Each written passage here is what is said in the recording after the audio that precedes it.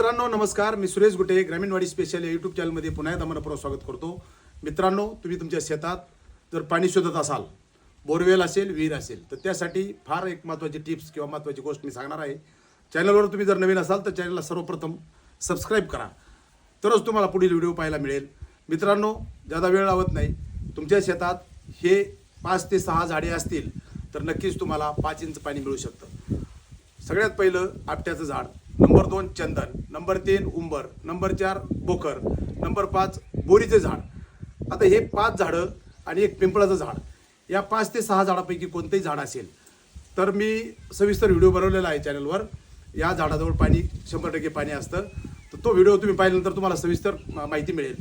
तर त्याच्या अगोदर तुम्हाला एवढं सांगायचं आहे, जर तुम्ही तुमच्या शेतामध्ये पाणी शोधत असाल तर या 5 ते 6 झाडे पहिले निरीक्षण करा आहेत का. जर असतील तर 100% त्या लाईन शोधून त्यावर तुम्ही बोरवेल किंवा विहिरीचं काम करू शकता.